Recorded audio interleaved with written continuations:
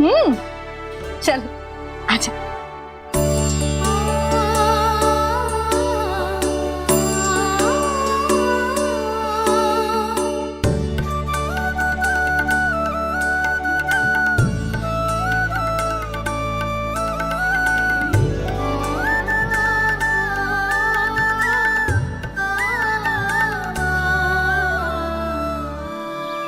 यही बात कह रही थी मैं, उसके भोले प्यारे मन को मोहित कर देने वाले दिखावे में मत आना। पहले चित्त चुराएगो और फिर माखन। माखन चोरी की कथाएं सुनकर तो ऐसा लग रहा है कि आप सब कितनी भाग्यशाली हैं जो आपके यहाँ ऐसा हो। यदि मेरा ब्याह पहले हो गया हो तो हो सकता है मेरे घर भी आता माखन चुराने वो राजकुमार। ये इच्छा करने से पहले 4 बार सोच लो और मिला। ऐसा क्यों जीजी? क्योंकि चोरी के बाद बिना साथ चिखे जशोदा भाभी के पास जाओगी ना तो वो एक भी ना मानेगी। शिकायत तुम करोगी उसकी और दंड तुम्हें भुगतना पड़ेगा। हो सकता है कि वो तुमसे बात करना ही बंद कर दे। इसके बारे में तो सोचना भी मती। आप सबसे तो छुपा लूंगी, स्वयं से कैसे छुपाऊं? मेरा मन तो कर रहा है कि मैं भी वो ही अनुभव करूं जो आप सब ने करो है।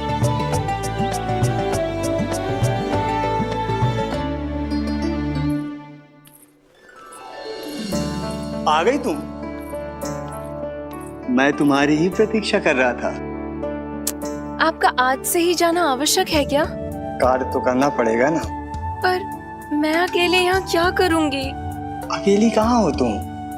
ये माला है ना, इसका एक एक मोती हमारे तुम्हारे प्रेम का प्रतीक है उर्मिला। ठीक है?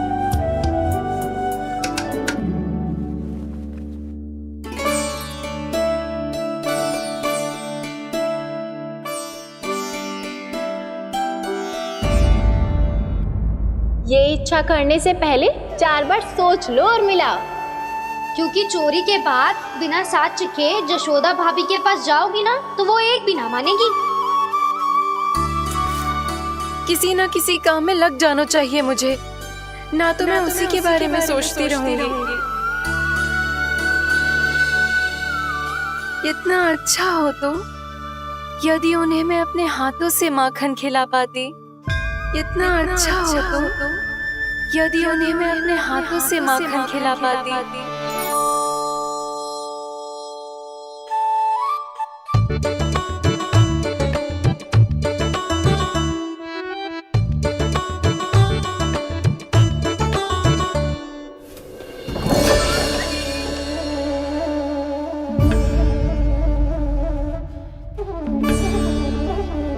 ये तो यहीं द्वार के सामने बैठी है। कोई भी कार्य को पूरी तैयारी से करना चाहिए, तभी तो कार्य में सफलता प्राप्त होगी।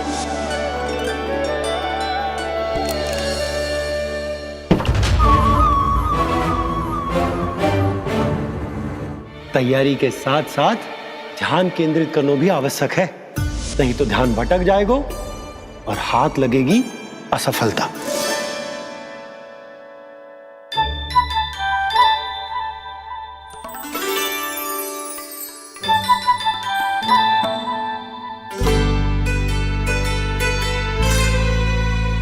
कितनी अच्छी सुगंध आ रही है। तीव्र स्वर में बोल दियो क्या? कछु बोल क्यों ना रही?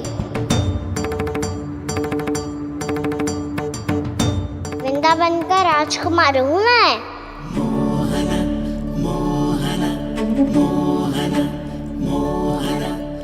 आज ही बनायो है क्या? हाँ हाँ, बस अभी अभी बनायो है।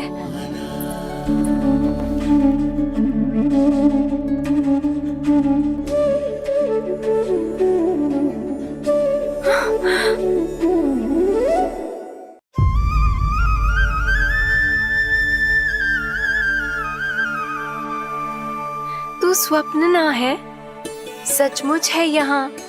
सपने में माखन खाने का क्या लाभ? रात तो तभी आएगा ना जब मैं सच्ची में माखन खाऊंगा। तुम मेरे घर के भीतर कैसे आए? बाहर से। पर क्यों? द्वार खुला था ना। द्वार खुला होगा तो तुम स्वयं भीतर आ जाओगे। वृंदावन का राजकुमार हूँ मैं। अपनी प्रजा की सुरक्षा करना मेरा दायित्व है। मैं ये देखने आया था कोई चोर तो कीर्तन ना घुस आयो है। और देखते देखते तुमने स्वयं ही माखन की चोरी कर ली। मैंने चोरी का की? अच्छा, चोरी ना की तो तुम्हारे हाथ पे जे माखन कहाँ से आ गो? वो तो मेरा कड़ा माखन की मटकी में गिर गया था, उसे निकाल रहा था मैं। असत्य बोल रहे हो तुम। आप स्वयं देख लो।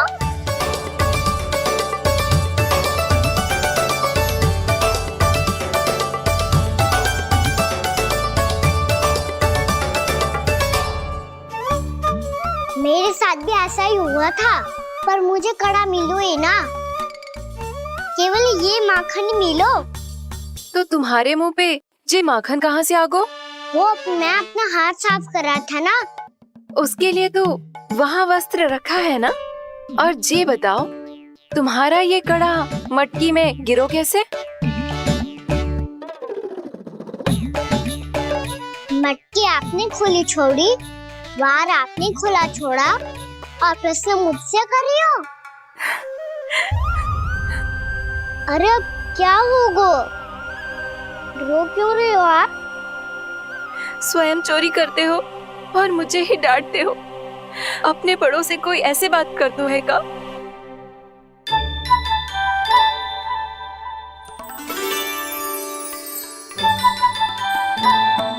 अच्छा आप रो मती। अब भैया कहती है भूल करो, उस पे रोना नहीं चाहिए, बल्कि अपनी भूल को मानकर फिर सीख लेनी चाहिए। इसने तो मुझे ही दोषी सिद्ध कर दियो।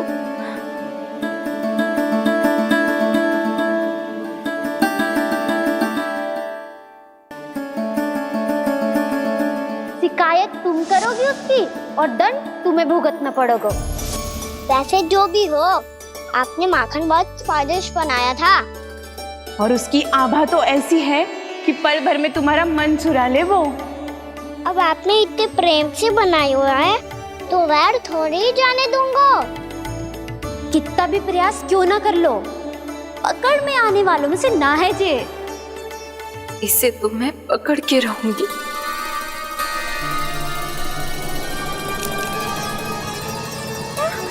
रुको कान्हा!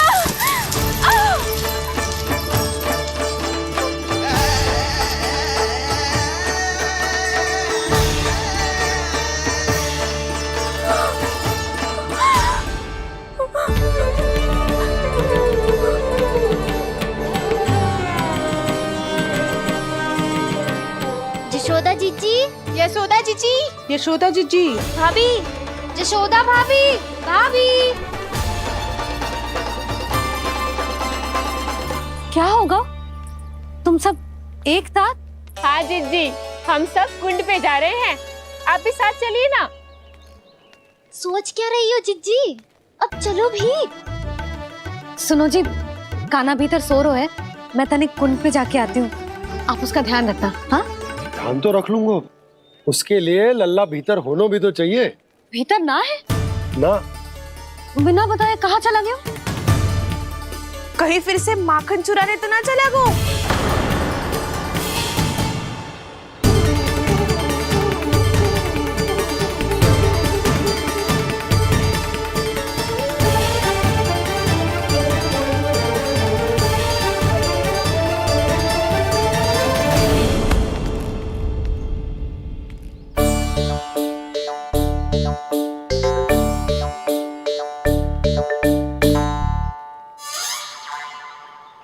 अरे कान्हा, यहाँ क्या कर रहे हो? खेलने आए हुए?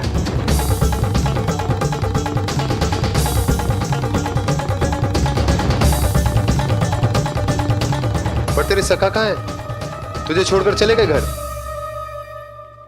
चल चिंता मत कर, आजा, मैं तुझे घर लेकर चलता हूँ।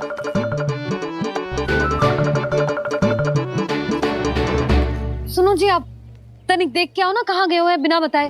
वृंदावन से अभी परिचित ना है लल्ला, बिना बताए कहाँ चला जाएगा? ये रहो कान्हा, मेरे साथ था।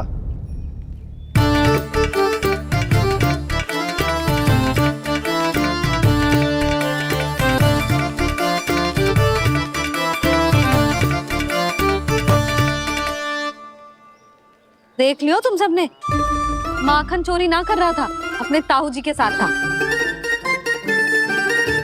क्यों रे, बिना बताए कहाँ चला गया था?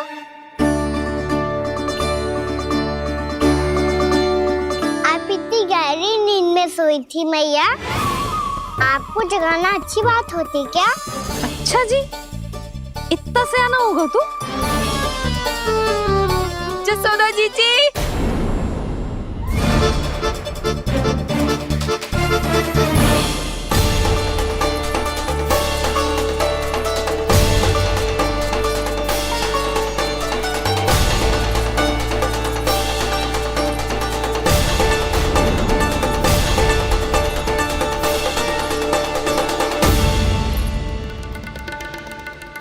क्या होगा उर्मिला? आपका लल्ला मेरे घर आया था जीजी, माखन चुराने, माखन चुराने, माखन चुराने।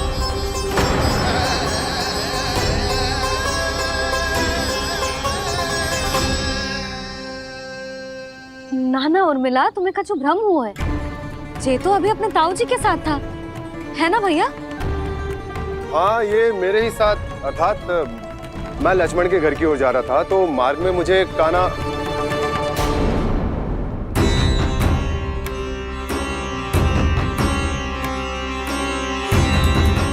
हो सकता है कि लक्ष्मण की बहू सही कह रही हो, क्योंकि जब मैंने कान्हा को देखा तो उसके मुख पर माखन लगा हुआ था।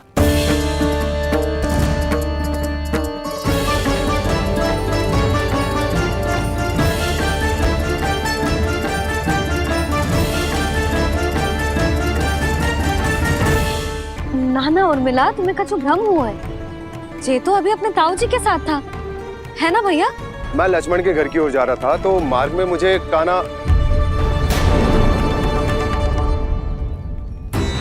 हो सकता है कि लक्ष्मण की बहू सही कह रही, क्योंकि जब मैंने कान्हा को देखा तो उसके मुख पर माखन लगा हुआ था।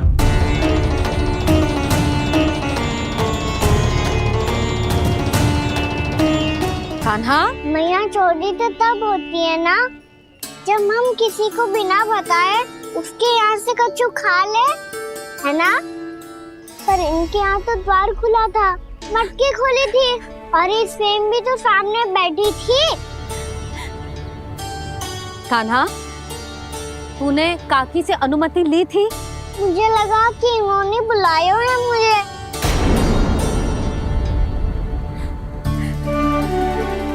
उर्मिला, कान्हा ने तुम्हारे घर आके माखन खायो, इसके अपराध की मैं भरपाई करूंगी। मैं तुम्हें 2 गुना माखन दूंगी। ये सत्य है, मैंने स्वयं ही इच्छा की थी इसे माखन खिलाने की, पर बात माखन की ना है जीजी। तो फिर क्या बात है? इसने मेरी माला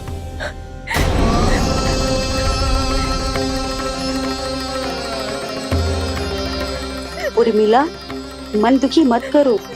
मैया, मैंने माला जानबूझ के ना तोड़ी। इसने वो ही माला तोड़ दी जीजी जो मेरे पति के प्रेम का प्रतीक थी। आपने ही कही थी ना जीजी, यदि कोई कष्ट हो तो यहाँ आ जाना, मुझे अपनी बड़ी जीजी ही समझना। आपने ही कहा था ना जीजी, यदि कोई परेशान करे तो आपसे बुरा कोई ना होगा।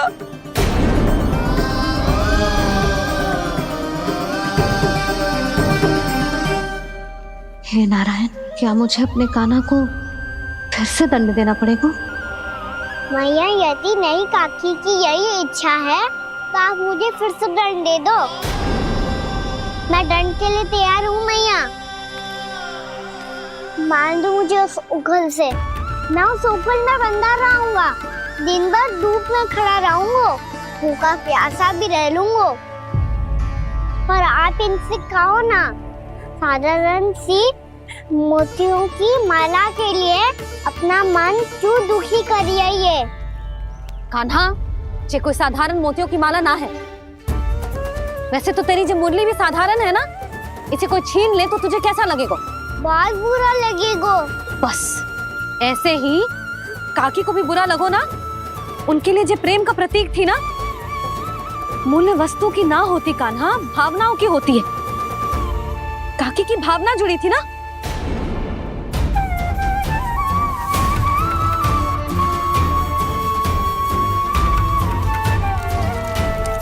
जे ले, जे माला काकी को जाके दे। जे उनके माला की स्थान तो ना ले सकती, पर तेरे क्षमा की भावना उन तक पहुंचा सकती है। मुझे क्षमा कर दो नहीं काकी, और ये भेंट स्वीकार करो। ना ना, जीना चाहिए मुझे। जीजी जे मैं कैसे? नहीं काकी, ये माला भी प्रेम का ही प्रतीक है। लो।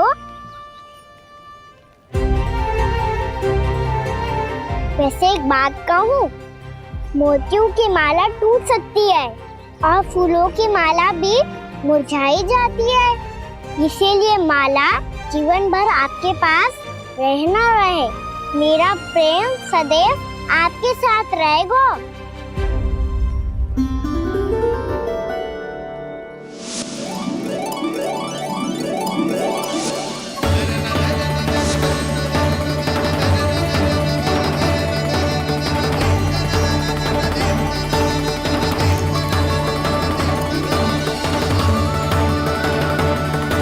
इन्हें आए एक दिन भी ना हो और आते ही कान्हा के हाथ से उपहार मिल गो। कितनी भाग्यशाली है उर्मिला। जसोदा जी, चोरी तो कान्हा ने हमारे घर पे भी की थी। इसने हमें कुछ ना दियो। दियो ना, माखन दियो ना, चांदी की मटकियों में। मैया और मैं कोई अलग थोड़ी हैं। कान्हा, अधिक बातें मत बना। आगे से ऐसी उदंडता की ना तो बातें बना के मैया के दंड से ना बच पाएगो। मैया, मैं कोई शरारत ना करूंगा, बस फिर से दंड मत ही देना।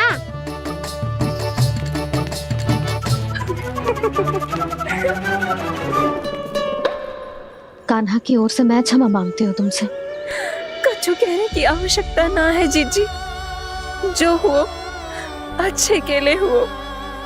आज की इस घटना से मुझे बहुत बड़ी सीख मिली है। प्रेम को वस्तु के साथ ना जोड़ना चाहिए, क्योंकि वस्तु तो रहे ना रहे, पर अपनों का प्रेम वो तो सदैव अपने साथ ही रहता है। ये मैं ना रख पाऊंगी। अरे ना ना, ये तो तुम्हें रखनी पड़ेगी। कान्हा ने दियो है। नारायण नारायण।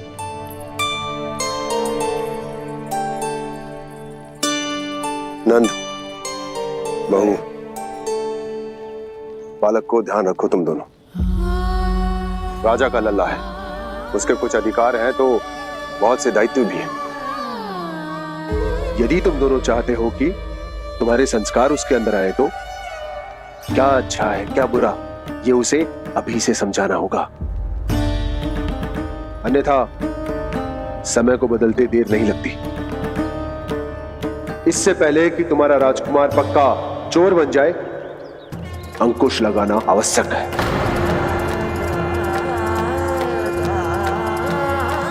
बाकी तो तुम दोनों समझदार हो।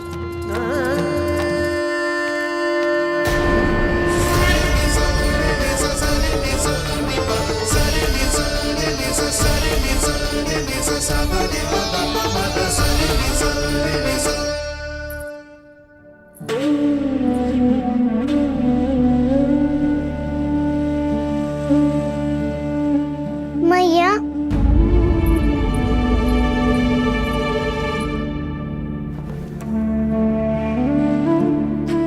मैया मेरी बात सुनो ना। बाबा, तुझे पता है लल्ला, तेरी मैया तुझसे कितना प्रेम करती है। तो तू ही बता, जो तुझ पर सारा संसार न्यौछावर करती है, यदि उसके सामने कोई आकर तेरे बारे में बुरा कहेगो, तेरी कमियां निकालेगो, कुछ भी करेगो, कैसा लगेगा उसे?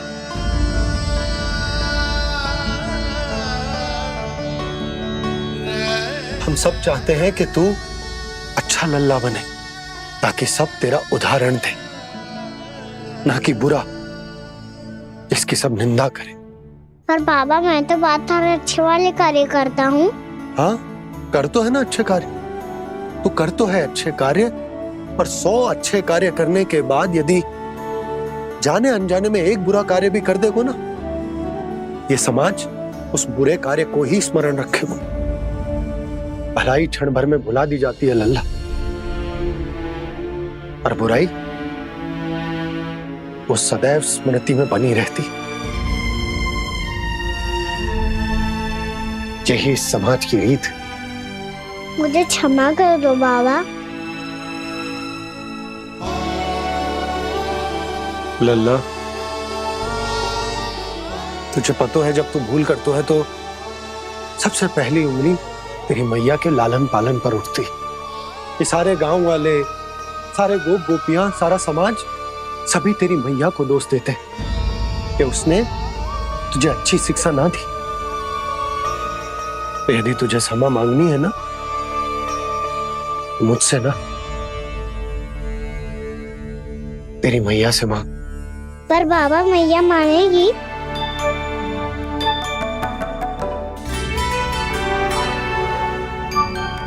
मैया क्षमा कर दो, अब फिर मैं कोई ऐसा कार्य।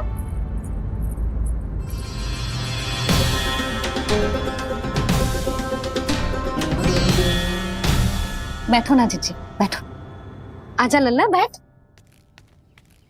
जे देख, तेरे लिए लड्डू बनाए हैं, पर पहले तुझे माखन चख के देख कैसे बनो।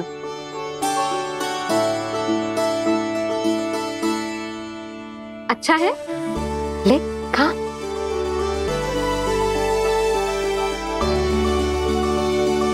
कितना अच्छा बालक है तू। सदैव ऐसे ही रहना, किसी की संगति में आके बिगड़ मती जाइयो, समझ आई? मुझसे बात मत करो, बस सारा प्रेम दाव पे लौटा दो। हाँ नहीं तो सुन, नारियल के लड्डू खाएगा? मैं अभी लेके आती हूँ।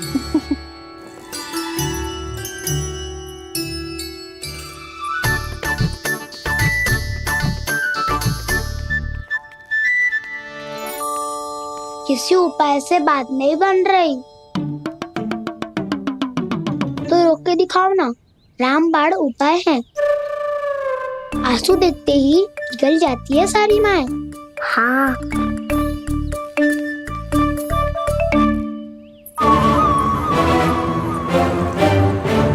ये देख, ये ले।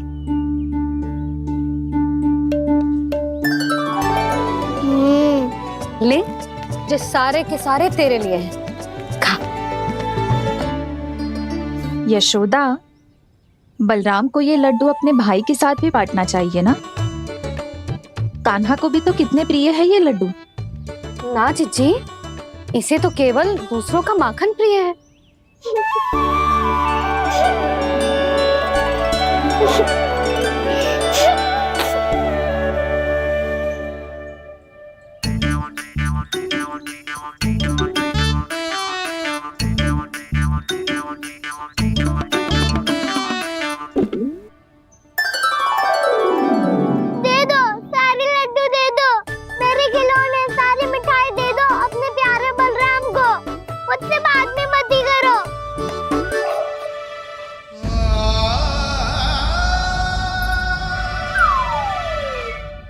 ऐसी भोली सूरत बना तो है कि दंड देने की शपथ भी ली हो तो स्वयं पर ही लज्जा आ जाए। अब मान भी जाओ यशोदा, बालक ही तो है। छे बालक ना है, जे तो छलिया है। अपनी बात मनवाने के लिए अनेकों उपाय करतो है जे, और फिर पूरे गांव में बताता फिरतो है कि मैया को मनाना कितना सरल है। पर अब मैं इसके मन का ना होने दूंगी।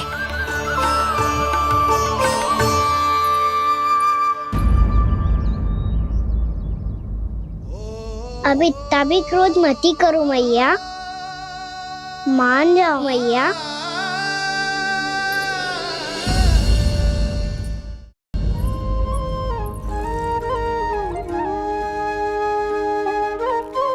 छोटा सा मैं बालक मैया, नैना छोटे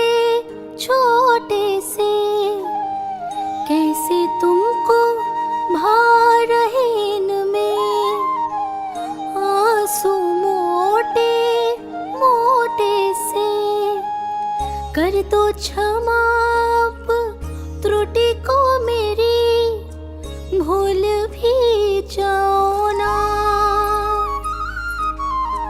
मान भी जाओ ना मैया, आप मान भी जाओ ना।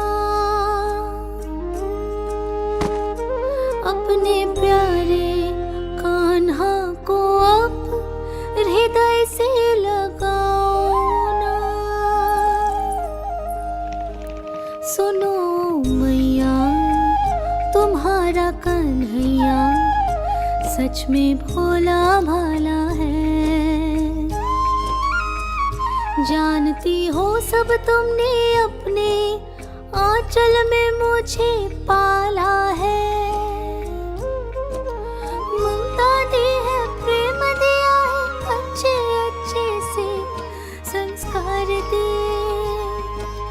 बदले में मैंने तुमको बस केवल कष्ट ही कष्ट दिए।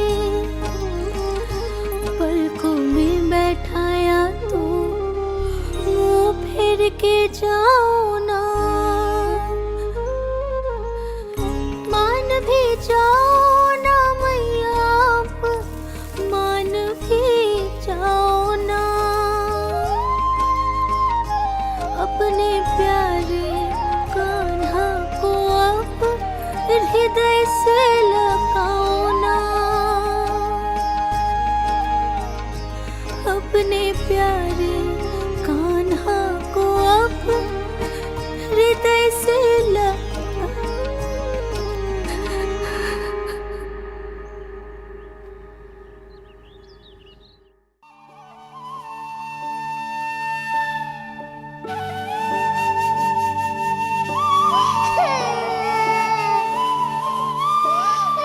माता माता तू ही सारे जग की है विधाता।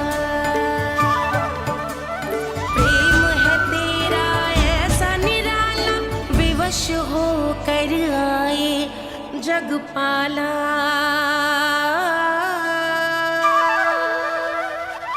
यशोमती मैया के नंद लाला, यशोमती मैया के नंद लाला, यशोमती मैया के नंद लाला, यशोमती मैया के नंद लाला। लल्ला, मैंने हृदय से लगायो है, इसका अर्थ ये ना है कि मैं मान गई हूँ और सब भूल गई हूँ। मैं तो क्षमा मांग रहा हूँ ना मैया। ना कान्हा, भूल हो जाने पर केवल क्षमा मांगना पर्याप्त ना है। सबसे पहले तुझे ये स्वीकार करना पड़ेगा कि तुझसे भूल हुई। फिर तेरे मन में क्षमा भाव होने चाहिए। तुझे ये आभास होना चाहिए कि जो हुआ वो अनुचित है। फिर तुझे अपनी भूल से सीख लेनी चाहिए कान्हा। और चौथी बात, अविलंब अपनी भूल सुधारने का प्रयास करना चाहिए। और यदि भूल सुधारने की संभावना ना हो तो कछु ऐसा करना चाहिए कि भूल का प्रभाव कम से कम हो जाए। और फिर अंत में तुझे वचन देना चाहिए कि फिर से तू वो भूल कभी ना दोहराएगा। मैं समझ गई मैया। तुम्हारा लल्ला नटखट अवश्य, परंतु समझदार भी। मैं वचन देता हूँ मैया, आज के बाद मैं ऐसा कछु ना करूँगा जिसके कारण आपको लज्जित होना पड़े। मेरा अच्छा कान्हा, अब जा विश्राम कर, जा।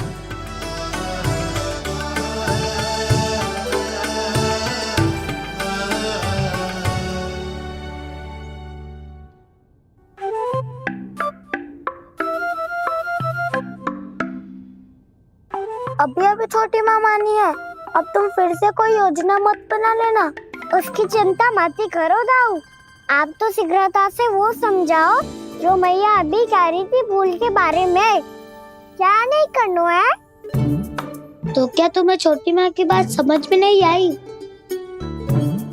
तो तुमने बाहर क्यों कहा कि तुम समझ गए हो? क्योंकि दाऊ मैया को यदि पता चल गया था कि साधारण सी बात मुझे समझ में ना आ रही है तो उन्हें और क्रोध आया तो आपको तो समझ में आई थी ना, आप तो समझा दो, आप मेरे दाऊ हो ना।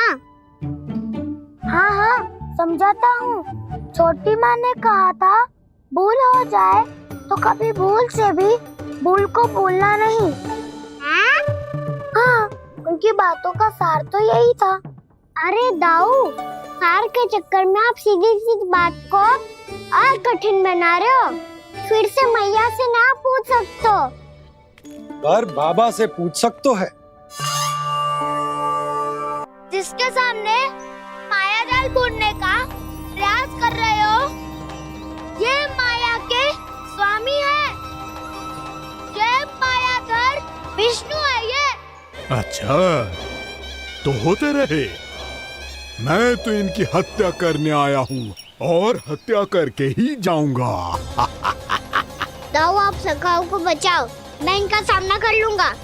पर कान्हा, अभी आप ही ने तो कहा था माया का स्वामी हूँ मैं।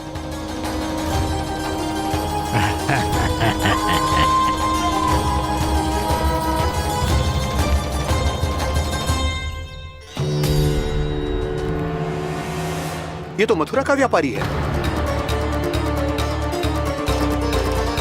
इसको अर्थ वो जो था वो सच में छलिया हो तो कहीं वो नंदन तो ना पहुंच गओ। हमें शीघ्र ही गांव जाना पड़ेगा और सबको सावधान करना पड़ेगा। चल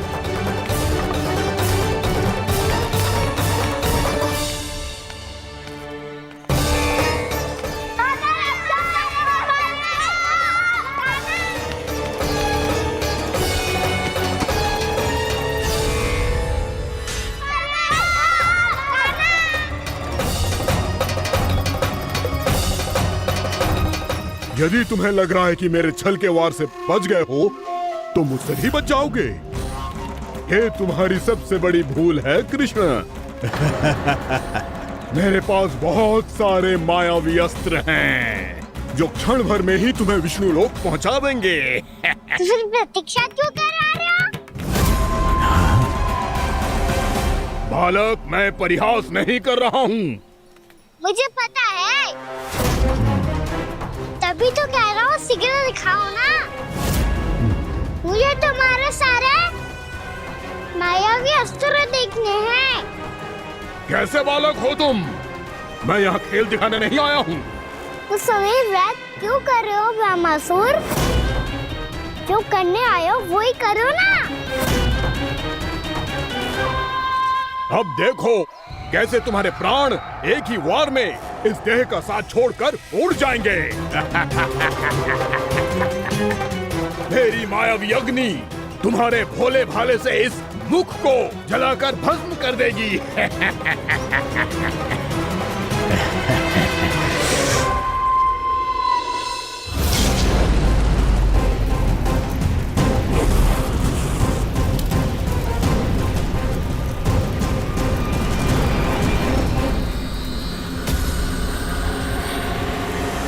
कह रही हो ब्रह्मासुर? भोला भाला तो दिखता हूँ मैं, भैया भी यही कहती है।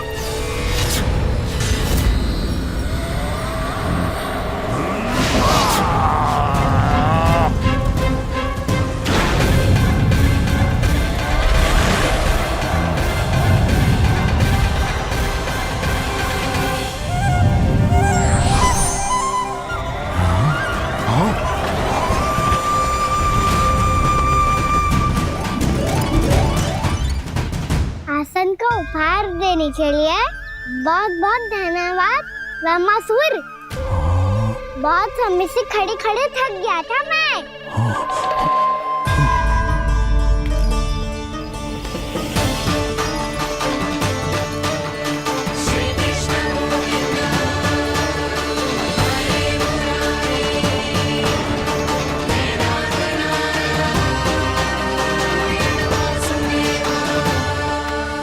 अगला अस्त्र दिखाओ ना। तुम्हारी यही जिज्ञासा आज तुम्हारा अंत करने में सहायक बनेगी मूर्ख बालक।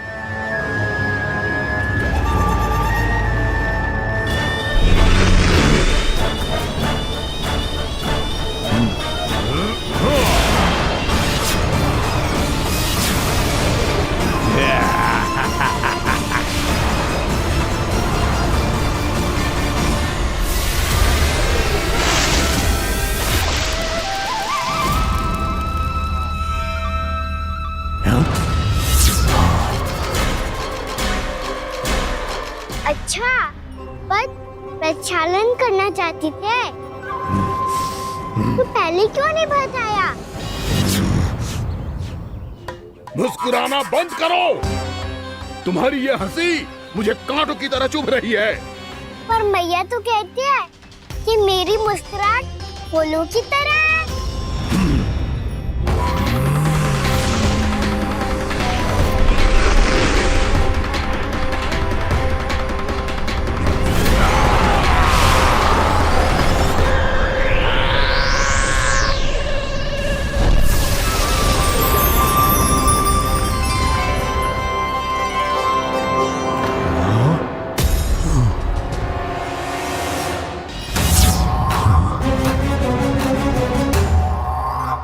कहा था ना मेरी मुस्कुराहट बिल्कुल इन्हीं फूलों की तरह है। और तुम कर क्या रहे हो सर? कभी आसन दे रहे हो, कभी पद प्रक्षालन कर रहे हो, और अब फूल भी चढ़ा दिया है। तुम मुझ पे वार करने आए हो कि पूजा करने? तुम्हारी पूजा तो मैं अब ऐसी करूंगा कि तुम मृत्यु के बाद भी मुझे भूल नहीं पाओगे बालक।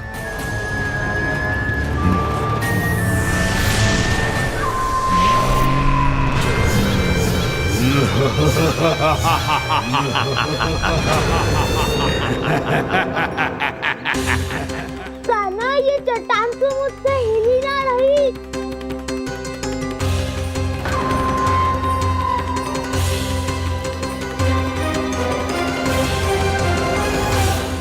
अभी कंदरा के अंदर कुछ क्षणों में ही प्राण वायु समाप्त हो जाएंगे। तुम्हारे सारे सखा एक एक कर अपने प्राण त्याग देंगे और तुम्हारा वध करूंगा मैं।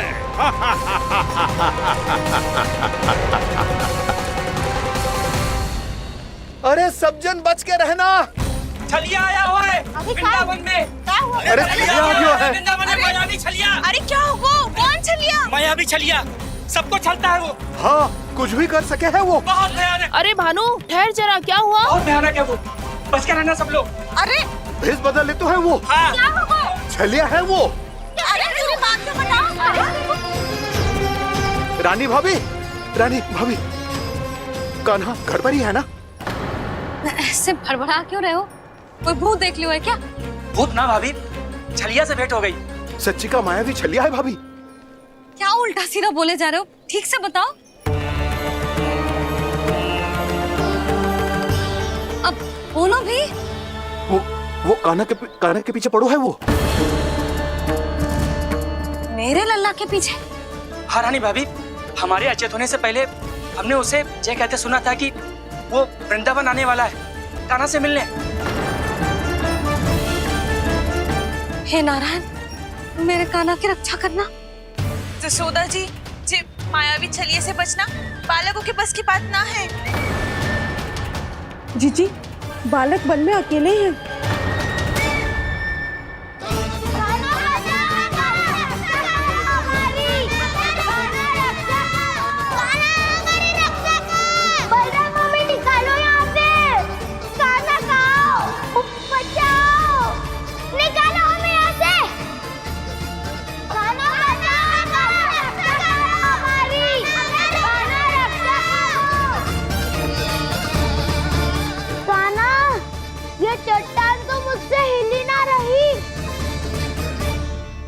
यदि मैं माया का स्वामी हूँ तो आप भी बल के स्वामी हो। ताऊ, अपनी क्षमता, अपना सामर्थ्य स्मरण करो।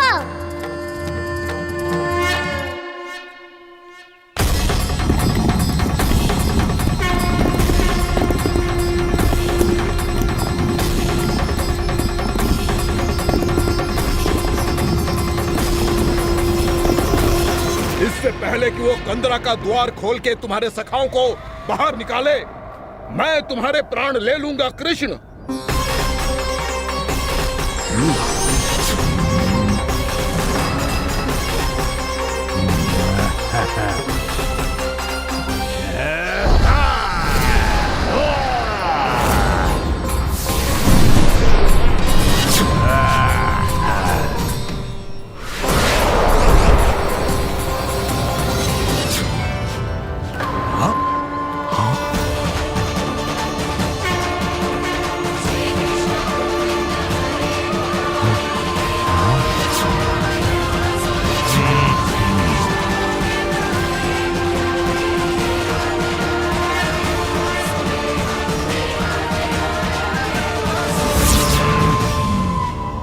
कितनी पूजा करोगे ब्रह्मासुर?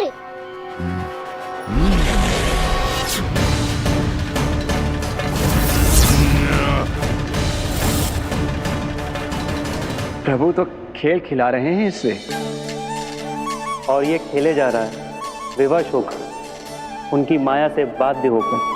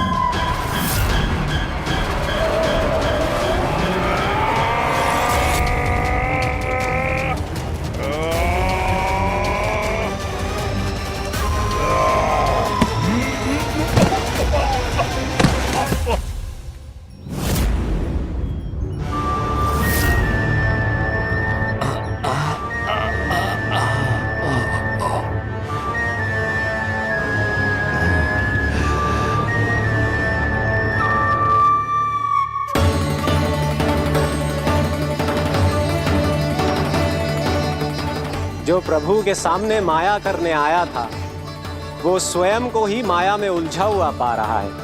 नारायण नारायण। लो, अब तो तुमने दंडवत प्रणाम भी कर लिया, माया भी कथा भी उपहार भी दे दी। तुम चाहते क्या हो ब्रह्मासुर? मेरी शरण में आना है क्या?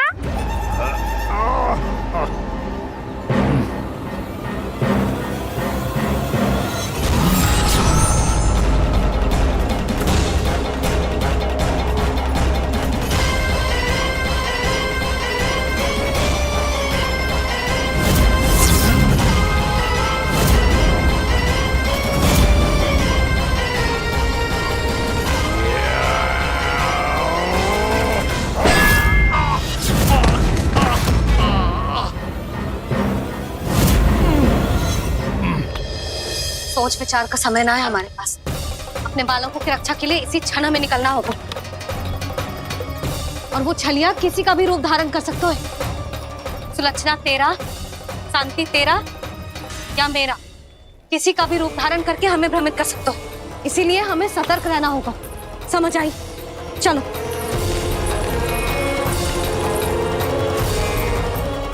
अभी भी समय है ब्रह्मासुर, समझ जाओ।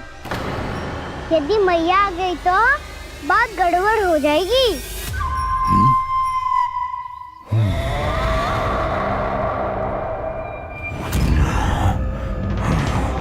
मुझसे झूठ का कोई लाभ नहीं होगा।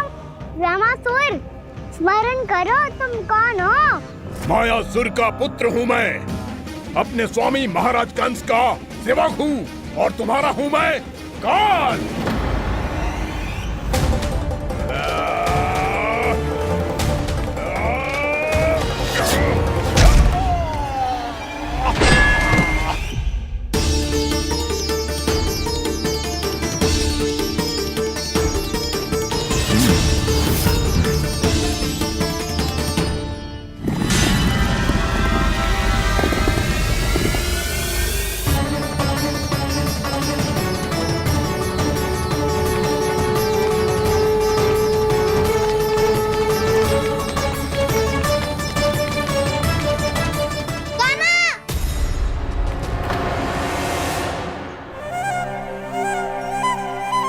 बाबा कहते हैं दुष्टों को पहले बातों से समझाना चाहिए, फिर भी ना माने तो अस्त्र ना उठाना कायरता होती है।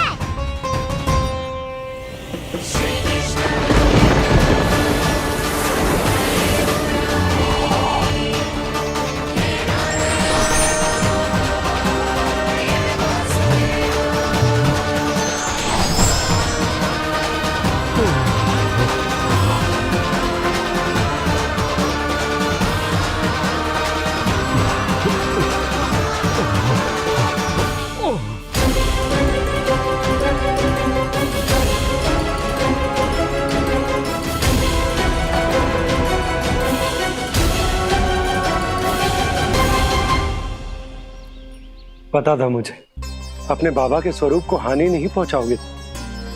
सही कही तुमने। पिता की छवि ही पिता के समान भी आनंदीय होती है। ज़मासुर, ज़मासुर। ये मैं अपने वास्तविक रूप में कैसे आ गया?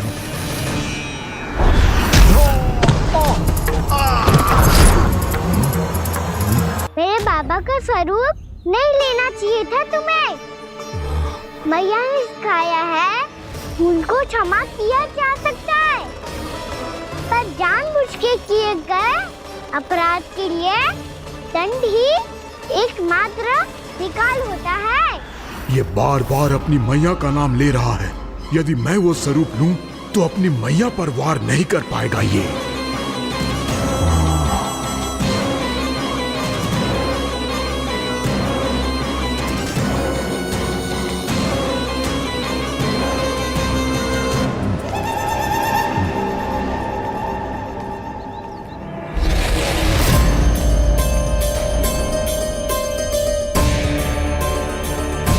लल्ला, मैं तेरी मैया हूँ, अपनी मैया को मारेगा? बच गया। समझाया था, पर तुमने एक बार फिर से मूर्खता कर ही दी। इस पर तुमने पहले से भी बड़ी और पहले से भी भयंकर भूल किया ज़मासुर।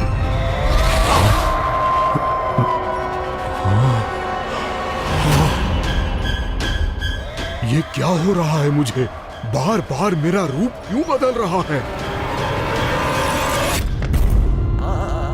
ममता को समझे बिना अधिक समय तक मैया का स्वरूप हरण करके नहीं रख पाओगे ज़मासुर।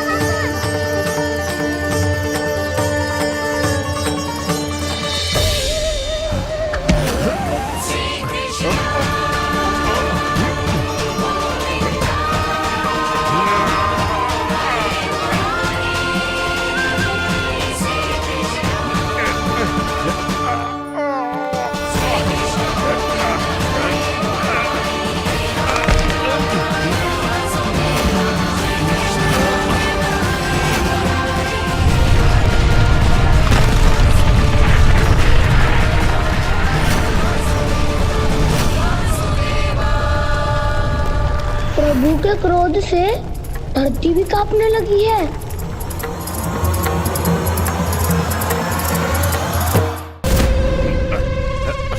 पुत्र को मारने के उद्देश्य से एक माँ का रूप लिया तुमने। ये ममता का और मेरी मैया का घोर अपमान है ज़मासुर।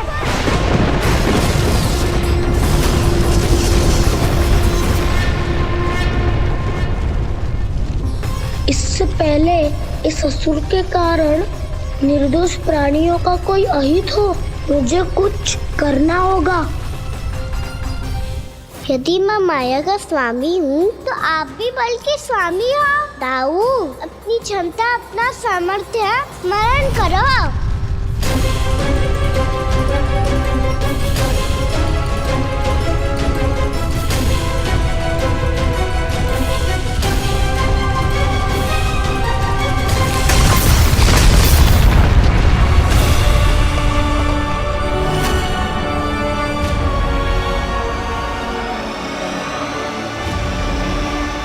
अद्भुत बलदाऊ, अद्भुत।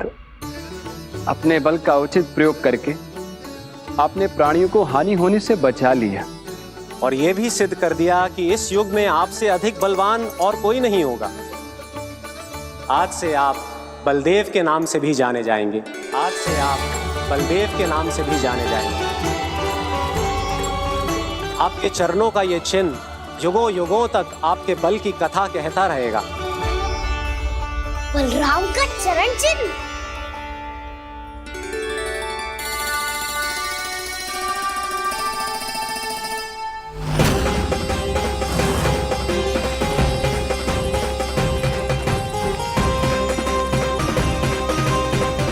मेरी माया से आज तक कोई नहीं बच पाया है। एक बार मुझे छोड़कर देखो, फिर पता चलेगा कि मैं हूँ कौन। पहले ये तो देख लो कि मैं कौन हूँ।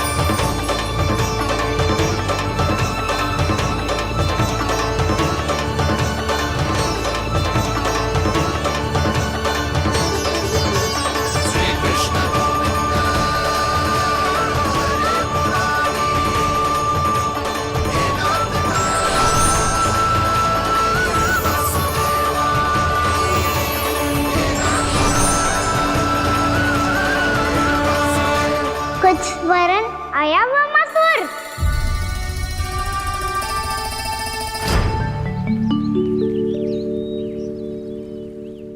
बहुत समय पहले की बात है, बहुत बड़े भूमाकर राज करते थे तुम्हें मान राजा भीमम के नाम से जाना जाता था।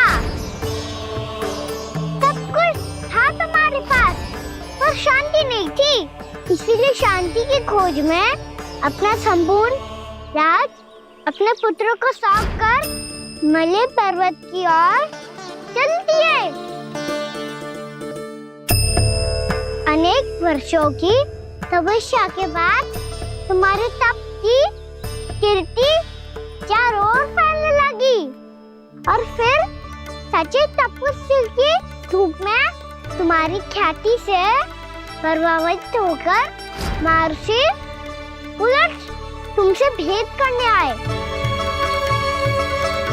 राजा भीमरथ, आपने ईश्वर की प्राप्ति के लिए सब कुछ छोड़ दिया, पर अपना अभिमान नहीं छोड़ पाए। इसीलिए मेरे आगमन पर सम्मान के साथ खड़ा होना तो दूर, मेरा अभिवादन भी नहीं किया। अभिमान तपस्वी का गुण नहीं होता है राजन, अभिमान राक्षसी गुण है। इसलिए मैं आपको श्राप देता हूँ कि आप अगले जन्म में एक राक्षस के रूप में जन्म लेंगे, एक राक्षस के रूप में जन्म लेंगे। मुझे क्षमा कर दीजिए महर्षि, मैंने जानबूझकर आपका अपमान नहीं किया है। मैं तो यहाँ पर शांति की खोज में आया था।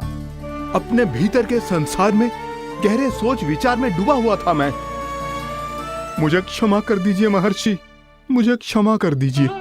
अपनी भूल का आभास प्रायश्चित की ओर पहला पग होता है। मैं अपना श्राप तो वापस नहीं ले सकता, परंतु आपको एक वचन अवश्य दे सकता हूँ। जब भी प्रभु नारायण का अवतार होगा, आपको उचित समय पे वो वरदान देंगे जिसकी आप लंबे समय से प्रतीक्षा कर रहे हैं।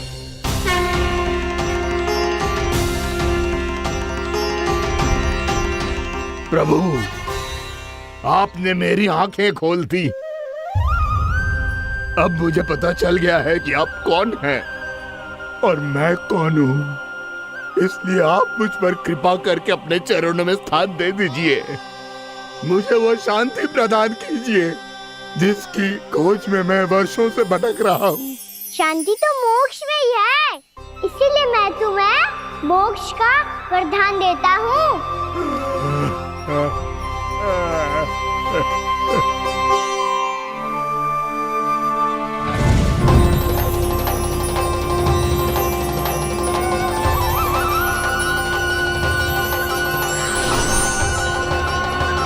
प्रभु की ये लीला सदैव स्मरण रखी जाएगी। इस स्थान को इनका आशीर्वाद मिलेगा और इस कंदरा को व्योमासुर की कंदरा के रूप में पहचाना जाएगा। भविष्य में अनेक ऋषि मुनियों की शरण स्थली बनेगी ये कंदरा। दीदी, ये कोई साधारण बालक ना है। ऐसा चमत्कार कोई साधारण बालक थोड़ी ना कर सकते है। तुम सत्य कह रहे थे बलराम, कान्हा सच्ची में भगवान ही है। तभी तो सब देवता इसे बसाने और इसकी ओर से युद्ध करने आते हैं। तुम सब ऐसे आंखें फाड़ के क्यों देख रहे हो मुझे?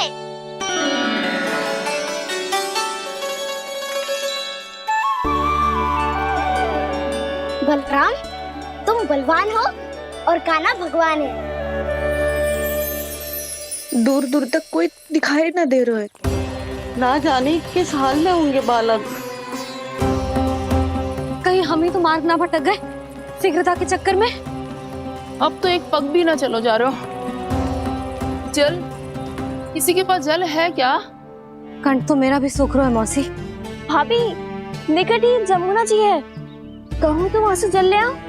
मैं भी जा रही हूँ भाभी, एक से भले दो। हाँ चल, शीघ्रता से आओ। हाँ।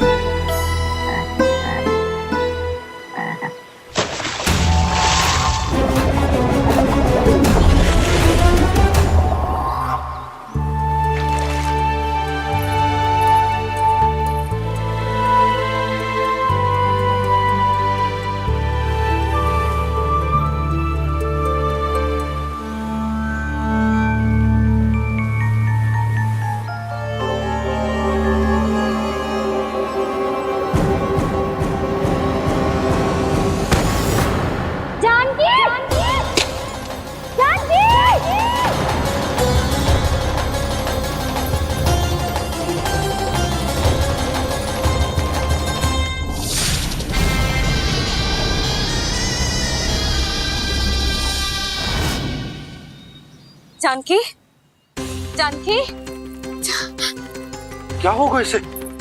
देखो ना जी, अब छलिया की सूचना मिलते ही हम सब बालकों को ढूंढने चली गई और ढूंढते ढूंढते सबको बहुत प्यास लगी आई जी। तो जानकी जमुना जी की नदी से जल लेने गई और उसने जमुना जी का पानी पिया और उसकी जेदशा हो गई। बालक कहाँ है? वो ठीक तो है ना? ऊपर ऊपर से सब ठीक है, पर भीतर से बहुत भयभीत है सब। जानकी तो बिल्कुल नीली पड़ गई है। लग तो है विष फैल गया है इसको पूरे तन में। मथुरा के सर्वश्रेष्ठ विदेह जी को बुलाए गए हैं उसके उपचार के लिए। जैसे ही इसने जल को मुंह से लगाया, ये गिर पड़ी। चटपटाने का अवसर भी ना मिलो। हाँ वैद्य जी, और निकटी मृत पशु भी पड़े हुए थे। हाँ, मैंने भी अस्थियां देखी थी। इसका तो यही अर्थ हो सकता है कि समस्या वहाँ के जल में ही हो। वैद्य जी, आप रोगी की नाड़ी पे ध्यान दो ना। जे गोपिया क्या कह रही है उसे सुनने की आवश्यकता ना है। जब तक विष के कारण का पता नहीं चल जाता, हम उपचार कैसे कर सकते हैं रानी जी? जी, वो निकट ही यमुना जी में एक विशेष क्षेत्र है। ये सब उसी के जल की बात कर रहे हैं। तब तो ऐसा भी हो सकता है कि किसी विषैले सर्प के काटने का प्रभाव हो। पर सर्प के काटने का चिन्ह ना है उसके तन पे। सर्प जब काटता है तब उसके दांत के चिन्ह बन जाते हैं। मुझे पता है, बड़े बड़े सर्प को काटते हुए देखो है मैंने। एक दिन अब बात कर उज्जवल, ये बड़ी बड़ी हाँकने का समय ना है। पर यदि सर्प ने ना काटा है, फिर जानकी की ये दशा किसने की? अवश्य किसी राक्षस ने की होगी। नाना, कोई विषैला पशु भी तो हो सकता है। यह अवश्य किसी महाविषैले सर्प के विष से हुआ है। सर्प ने भले ना काटा हो, लेकिन यह अवश्य ही किसी महाविषैले सर्प के विष के कारण हुआ है। कालिया नाग। कालिया नाग?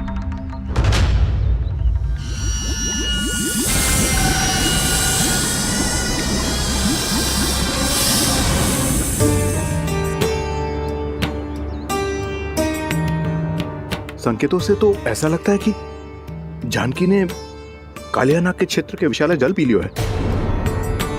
कालिया नाग एक लोक श्रुति है, कल्पना में गढ़ी हुई एक कथा, और कछु ना है। हमें जाके पता लगाना पड़ेगा। पर हमें वहां जाने से मना किया है ना बड़ों ने। उज्जवल सही कह रहे हो है। इस समय जानकी के स्वार्थ से अधिक महत्वपूर्ण और कछु ना है। जानकी हमारे लिए ही जलाने गई थी जी, ना मैं उसे जाने देती ना जैसा वो तो।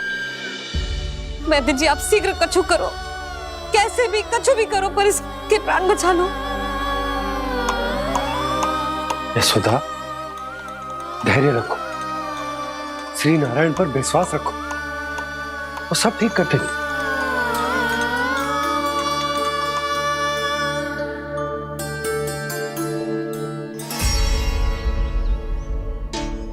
विष की काट की मेरे पास जितनी जड़ी बूटी थी मैंने सब अर्क बना के पिला दी, पर इसकी दशा में अभी तक कोई सुधार नहीं दिख रहा है। ये अंतिम जड़ी बूटी है, अगर इससे भी चमत्कार नहीं हुआ तो फिर जो नारायण की इच्छा।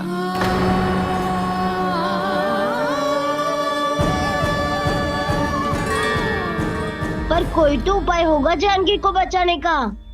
कान्हा, यदि तुझे किसी औषधि के बारे में पता है हमें बता दे, हम जाके ले आएंगे।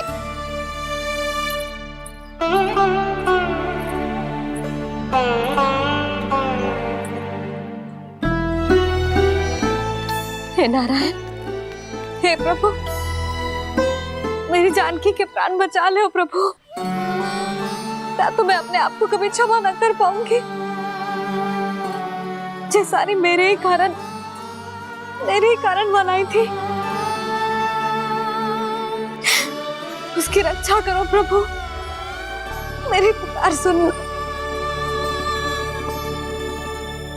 कान्हा, तूने हमें बत्तासुर से बचाया था ना, और बकासुर से भी तो, और छलिया से भी तो तूने ही बचाया था ना हमें। क्या ऐसा कोई उपाय ना है जानकी को बचाने का? धन्वंतरी,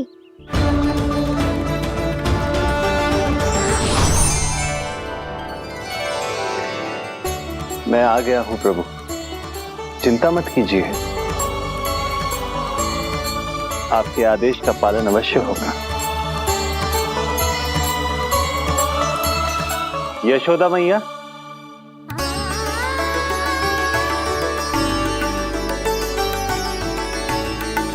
मैया आपको कोई पुकार रहा है।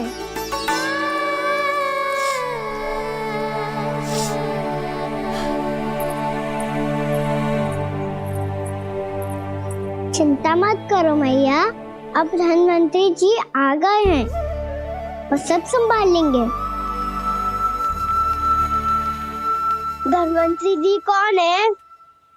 जिन्होंने संसार का आयुर्वेद दिया, आरोग्य के देवता, वे श्री नारायण के अवतार।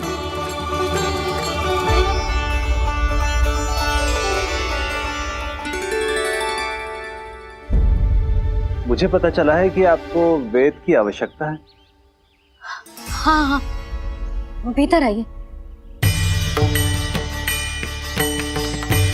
आइए आइए बैठे जी, जी रहे।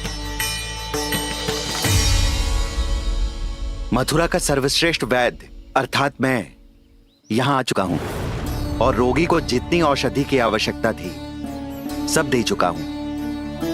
निश्चित रूप से आपने विष की काट के लिए बहुत ही उत्तम अर्क तैयार किया है, इसीलिए किसी और वैद्य की आवश्यकता नहीं है।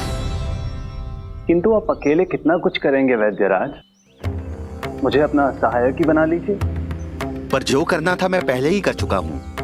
हाँ, वो तो आप कर चुके हैं, बस रोगी के तन से विष निकालना शेष है ना वैद्यराज? हाँ हाँ, बस वही शेष है।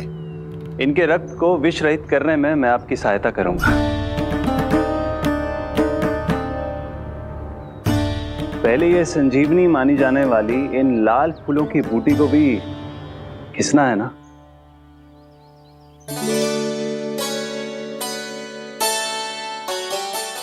हाँ हाँ, तुम सही कह रहे हो, इसे अच्छे से घिसो।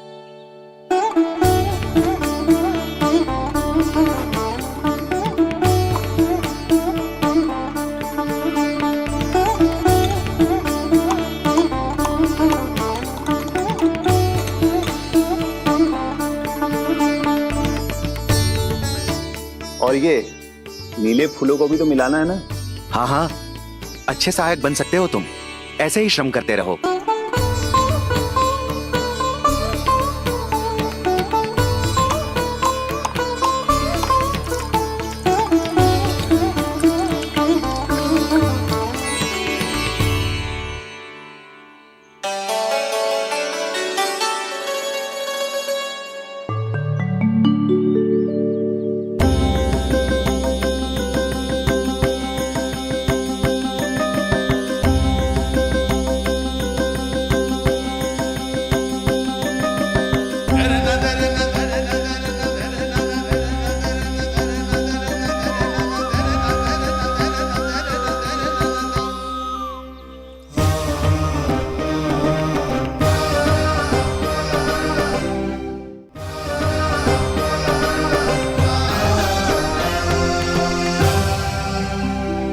जानकी स्वस्थ तो हो जाएगी ना धन्वंतरी जी? धन्वंतरी? प्रभु, अब मैं क्या करूं? आपने तो स्वयं ही मेरी पहचान उजागर कर दी। जी क्या करो कान्हा? आप सब ऐसे क्यों देख रहे हो? मैया कहती है ना, सभी वेद धन्वंतरी जी का ही रूप होते हैं। वाह कृष्णा, चतुर तो हो तुम। वैसे वास्तविक धन्वंतरी मैं हूँ। मेरा अर्थ है वास्तविक वैद्य मैं हूँ। ये तो मेरा सहायक है, मुझे पूरा विश्वास है बिल्कुल ठीक हो जाएगी। वैसे ही थोड़े ना मुझे मथुरा का सर्वश्रेष्ठ वैद्य कहते हैं लोग।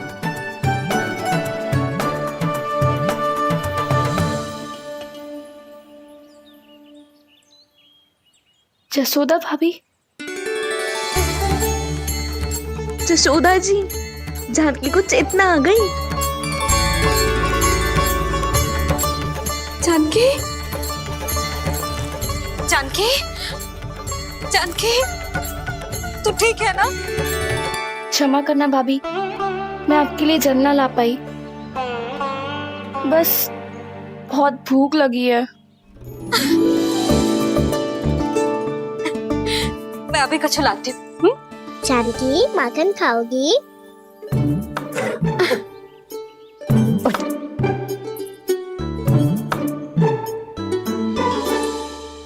आजा, तू ही खिला दे लल्ला।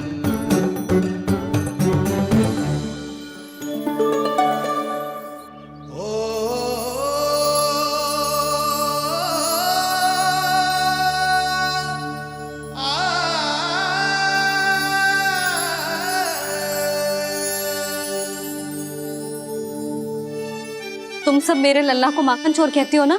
आज देखो, अपना ही माखन जानकी को खिला रहे है।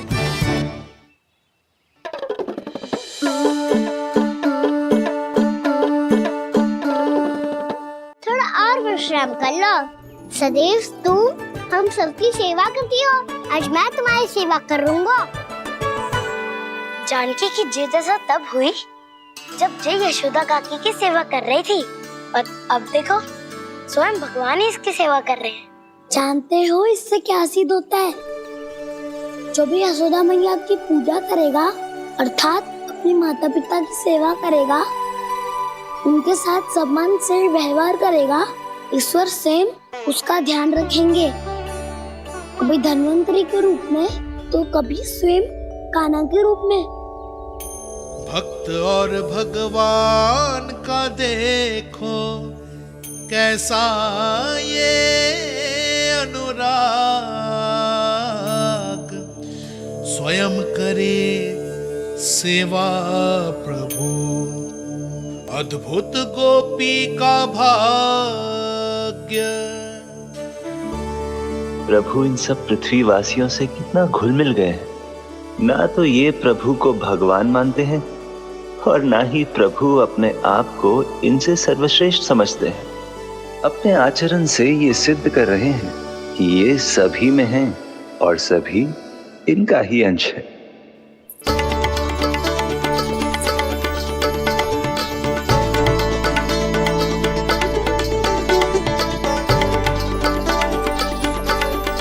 प्रभु, अब मुझे जाने की आज्ञा दीजिए।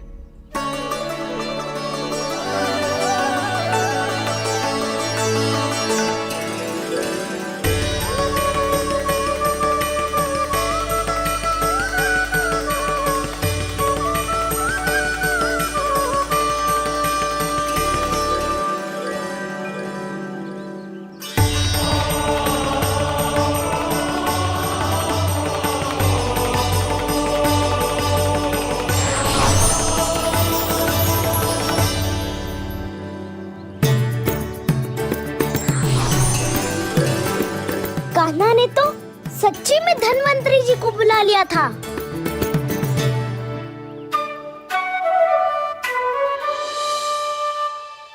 जब से कान्हा का जन्म हुआ है ना, मैं तब से देख रही हूँ, तब से हम पे कोई भी संकट आती है ना, तो अचानक से कोई अपरिचित हमारी सहायता करने आ जाता है, और जाते समय कान्हा की आज्ञा लेके जाते है, और कभी कभी तो इसे प्रभु बोल के जाते है। बाबा संभालो।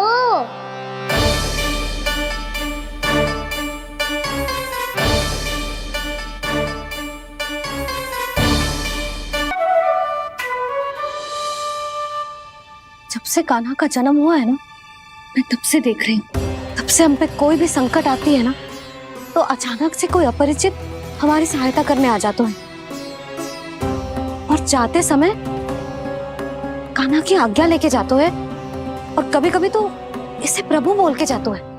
बाबा संभालो। यशोदा, इस जानकी को चढ़ो है और विचित्र विचार तुम्हारे मन में है। अरे सब जानते हैं कि हमारा परिवार राजसी, तुम्हें पता ना चलता हो वो, पर हमारे कान्हा को सब राजकुमार ही समझते हैं देखकर, इसीलिए उसे सम्मान देने के लिए सब ऐसा ही करते हैं, और कोई बात ना है।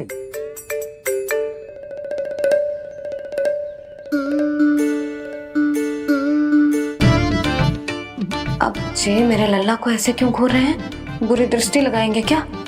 वैद्यराज जी, आपके सहायक तो गए, अब आप यहाँ क्यों? वो क्या है ना, मैं अपने रोगी का निरीक्षण करके पूरी तरह से संतुष्ट होकर ही जाता हूँ।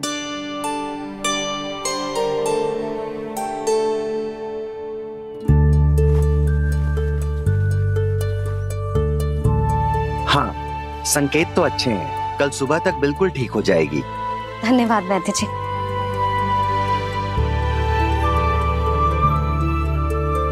बस तो फिर हम कल पकड़न पकड़ाई खेलेंगे जानकी।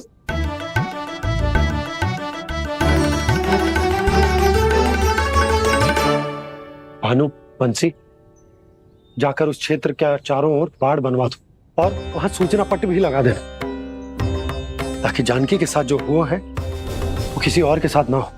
शीघ्र जाओ। जी ठीक है।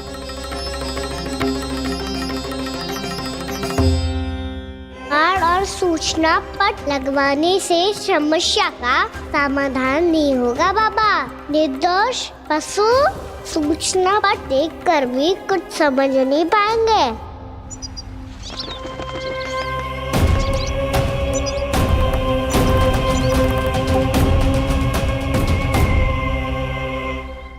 तो तुम्हारे कहने का अर्थ यह है कि व्योमासुर मारा जा चुका है, और वो बालक अब भी जीवित है। हाँ महाराज, मैंने गोप बालकों को कहते सुना था कि कृष्ण ने छलिया को मोक्ष दे दिया है, पर वृंदावन सुरक्षित नहीं है महाराज। वो एक बहुत बड़ी समस्या से जूझ रहे हैं। कैसी समस्या?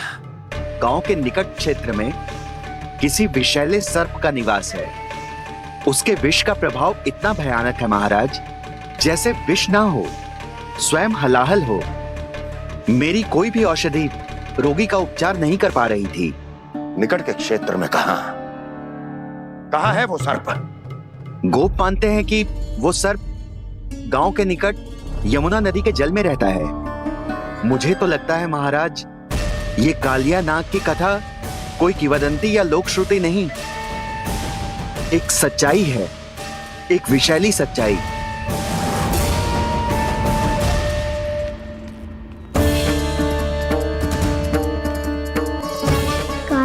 सामना करने का समय आ गया है, पर उससे पहले मुझे बुलाना होगा उन्हें।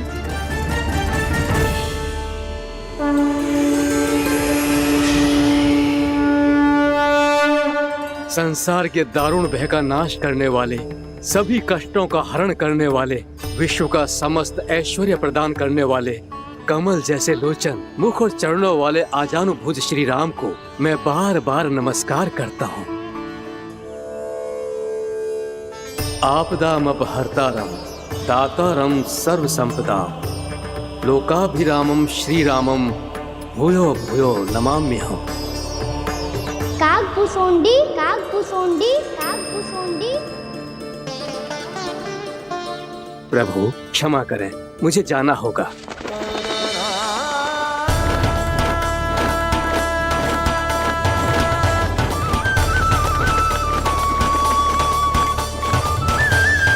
प्रणाम प्रभु। अनेक बार मैं आपके दर्शनों के लिए आया प्रभु। कभी नंद भवन के झरोखों से आपके दर्शन करके चला जाता था, तो कभी दूर किसी वृक्ष की आड़ से आपको निहार लिया करता था। आज आपने स्वयं मुझे बुलाकर धन्य कर दिया प्रभु।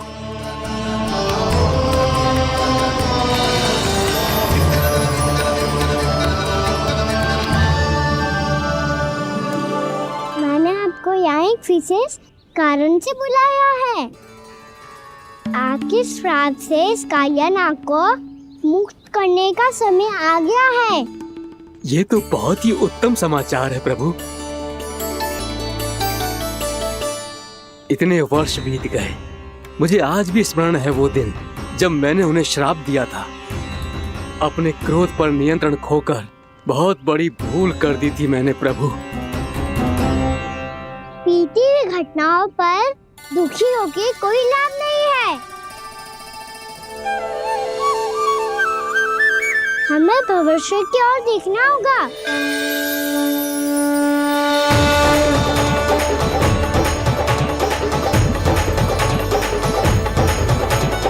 आदेश कीजिए प्रभु, क्या आज्ञा है आपकी? जब मैं कालियानाग का सामना करने जाऊं, तो आप यही रहेगा। आपको अपने आप पता चल जाएगा कि कब क्या करना है। और हाँ, लौटते जाते समय नारद मुनि से कहेगा, वो आकर मुझसे भेंट करे। अवश्य प्रभु, प्रणाम। क्या इसने सच्ची में देवर्षि नारद को बुलाया है? नारायण नारायण। आपको संदेश भेजने की आवश्यकता नहीं थी। आप स्मरण करते और मैं चला आता। तुम्हारा कल्याण हो नारद।